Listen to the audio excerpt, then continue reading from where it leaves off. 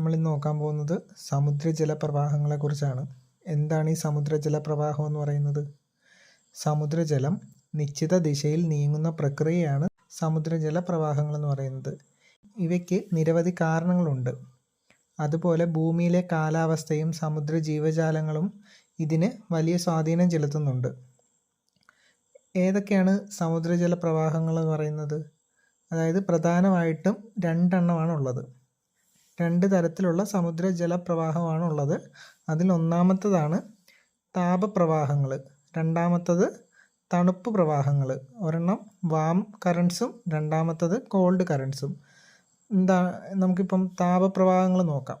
അതായത് വിസ്താര രേഖയ്ക്ക് സമീപം ഉണ്ടാകുന്ന ചൂടുള്ള ജലം കിഴക്കു നിന്ന് പടിഞ്ഞാറേക്കോ അല്ലെങ്കിൽ കിഴക്കു നിന്ന് വടക്കോട്ടോ നീങ്ങുന്ന പ്രവാഹങ്ങളെയാണ് താപപ്രവാഹങ്ങൾ എന്ന് പറയുന്നത്.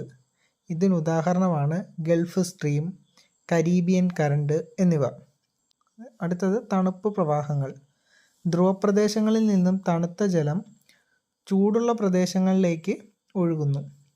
ഉദാഹരണം പെരു കറണ്ട്, കാനറി കറണ്ട് എന്നിവയാണ്. പ്രധാന സമുദ്രജല പ്രവാഹങ്ങളുടെ നാമവും അതിൻ്റെ തരവും സ്ഥാനവും നമുക്കൊന്ന് നോക്കാം. അതായത് ഒന്നാമത്തത് ഗൾഫ് സ്ട്രീം എന്ന് പറയുന്നത് അതൊരു താപ പ്രവാഹമാണ്. അത് അറ്റ്ലാന്റിക് സമുദ്രത്തിലും അമേരിക്കൻ കിഴക്കൻ തീരത്തിലുമാണ് കാണപ്പെടുന്നത്. രണ്ടാമത്തത് ലബ്രാഡോർ, അത് ഒരു തണുപ്പ് സമുദ്രജല പ്രവാഹമാണ്. കാനഡയുടെ വടക്കൻ തീരങ്ങളിൽ ആണ് കാണപ്പെടുന്നത്.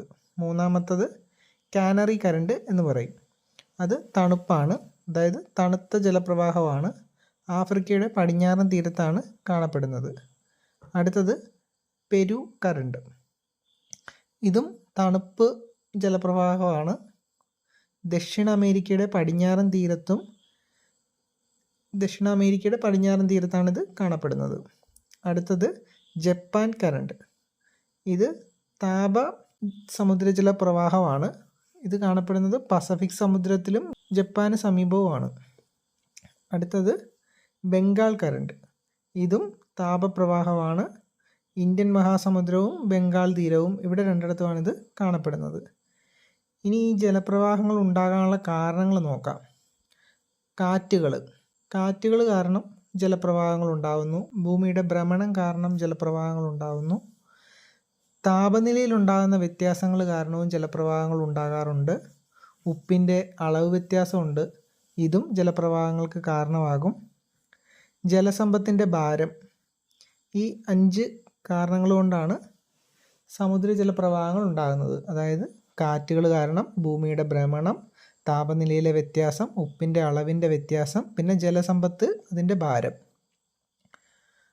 അടുത്തത് സമുദ്രജലപ്രവാഹങ്ങളുടെ പ്രാധാന്യം എന്താണെന്ന് നോക്കാം. ഇത് കാലാവസ്ഥയെ സ്വാധീനിക്കും. മത്സ്യബന്ധന മേഖലയ്ക്ക് സമൃദ്ധി നൽകുന്നുണ്ട്. നാവിക ഗതാഗതത്തിന് സഹായിക്കുന്നുണ്ട്. താപചലനം വഴി ഭൂമിയുടെ താപതുലനത്തിൽ പങ്കുവഹിക്കുന്നുണ്ട്. ഇതൊക്കെയാണ് പ്രധാനമായിട്ടും സമുദ്രജല പ്രവാഹങ്ങളെക്കുറിച്ച് നമുക്ക് പഠിക്കാനുള്ളത്.